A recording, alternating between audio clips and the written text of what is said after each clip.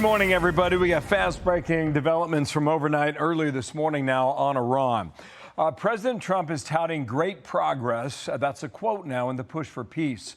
As we learn, both sides are having a look at the possibility of a one-page deal. So good morning, everybody. We'll go through it together. It is midweek here, and we'll see what we get. I'm Bill Hemmer, live in New York City. Hello to you, dear. Hello. Good morning. I'm Dana Perino, and this is America's Newsroom. So we're going to get to all of this. It's fast-moving. It's been a whirlwind 48 hours in the Middle East. The U.S. announced Project Freedom, an operation designed to reopen the Strait of Hormuz, and that led to resumed fighting in the key shipping lane. But the president has now put that mission on pause, citing renewed progress toward diplomacy. So Axios has this as of 3 or 4 hours ago. The White House expects Iranian responses on several key issues in the next couple of days, maybe about 48 hours is what the reporting suggests.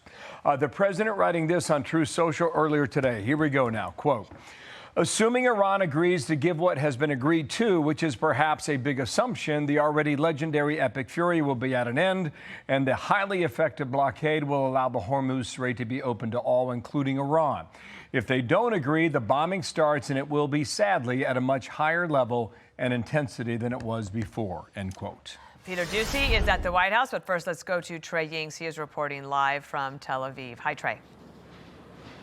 Yeah, hey, Dana, good morning. Overnight, President Trump made a major announcement saying he is pausing Project Freedom to allow for negotiations with Iran to proceed. President Trump posting on Truth Social, quote, "Based on the request of Pakistan and other countries, the tremendous military success that we had during the campaign against the country of Iran, and additionally, the fact that great progress has been made toward a complete and final agreement with representatives of Iran, we have mutually agreed that while the blockade will remain in full force and effect, Project Freedom, the movement of ships through the Strait of Hormuz, will be paused for a short period of time to see whether or not the agreement can be finalized and signed." Now, Iran's ambassador to Pakistan responded to the announcement by mocking President Trump, posting on X, "Once beaten, twice shy." The U.S. military remains postured across the region should negotiations with Iran not yield the desired outcome. Yesterday from the White House, Secretary of State Marco Rubio described what the Trump administration prefers.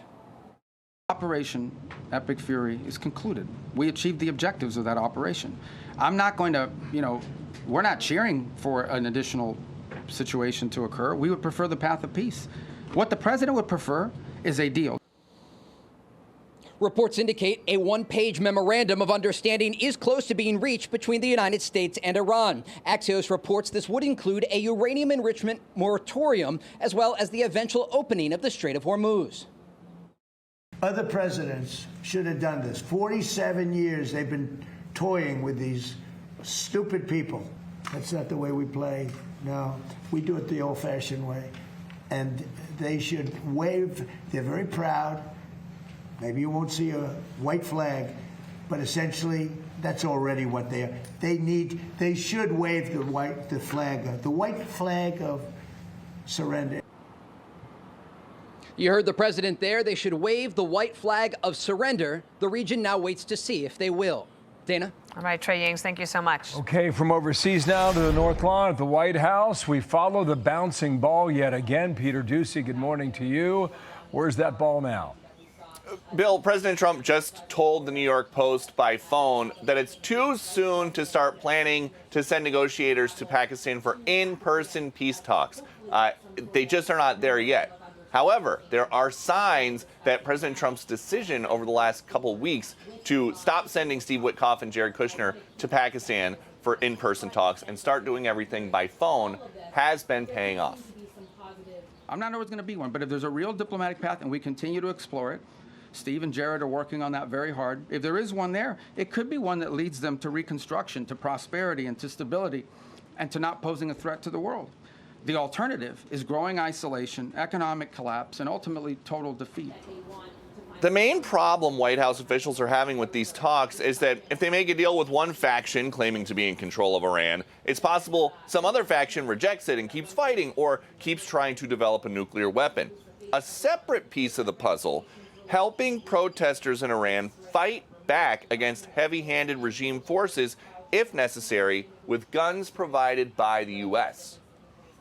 Do you plan to arm them soon? Well, I don't want to say that, but yeah, people say, why aren't they protesting? They want to protest, but they don't have any guns. So you could have 200,000 people protesting and have 5 or 6 sick people with guns, and when they start shooting them right between the eyes. It's unclear right now how many of these regime leaders who ordered the murder of innocent protesters before Epic Fury are still in place and how many are dead. But President Trump is obviously worried about something like that happening again. That is what they are trying to avoid. Bill. Okay, Peter, thank you. Back in touch with you, of course, throughout the day. Dana. Colonel Mike Jernigan, former Iraqi invasion commander, great to have you here. There was also Rubio having this message to Iran. This was from his White House briefing yesterday. The message to Iran, these guys are facing, they are facing real catastrophic destruction to their economy, generational destruction to their economy, generational destruction to the wealth of their country, imposed on themselves by the actions that they're taking. They should check themselves before they wreck themselves in the direction that they're going. All right, with a way to rhyme it out there, what do you think the Iranians are thinking this morning? They might be realizing what Rubio is saying and thinking, well, if we just agree to this one pager, that maybe we can live to fight another day? Yeah, good morning, Dana. Bill, that's a great question. And I think the Iranian collective mind is split right now. I think you have the IRGC that is furiously trying to remain control because it's the military arm and the oppressive arm against its own people. But also, I think that the guys that really have the degrees in economics and understand that they're going to have to pay for all these factories and bridges and things that have been destroyed, I think they're hoping for two things. One, the end of this so they can get their economy back and start making their revenue and their income again.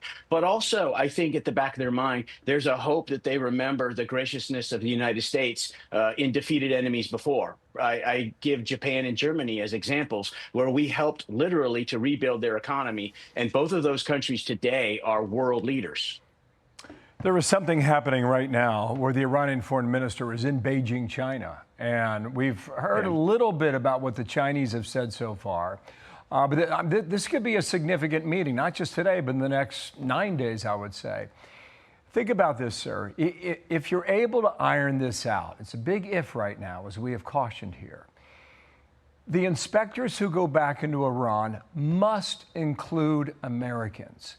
I don't know if that's ever happened before with the IAEA in Iran. What have you thought about that?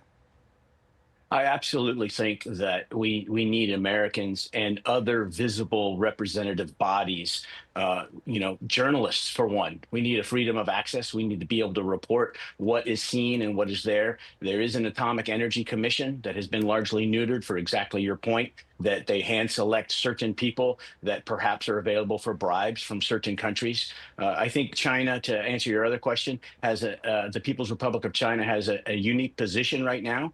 The PRC is trying to gain influence. They have a lot over Iran as they buy about 80% of their shadow fleet oil.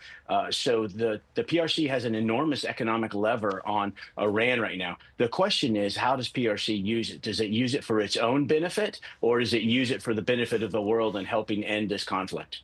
I want to also play for you from President Trump yesterday in regards to the ceasefire, because the United States, at his direction, has exercised this incredible restraint, and Iran keeps trying to poke them. So far, the ceasefire is hold. Watch him here. They've fired at U.S. ships several times in the last 24 hours.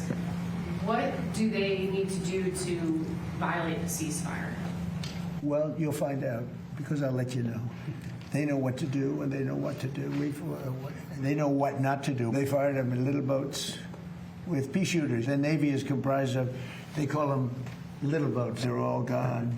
And they're fast, but they're not fast like a missile. A missile is slightly faster. They're all gone.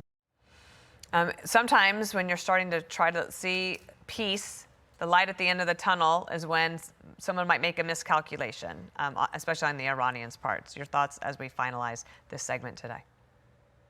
Absolutely. The Iranians have been making a lot of miscalculations, and right now they're trying to avoid some more. The Iranians have been violating the ceasefire for days and weeks. They fired on Kuwaiti outposts on the 24th of April. They shot up 4 ships. They pirated 2 ships. The ceasefire exists as a matter of convenience for the United States to give the Iranian government an off-ramp and a chance to work on this one-page document that we've heard about.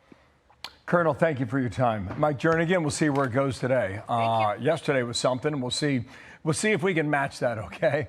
Thank you, sir.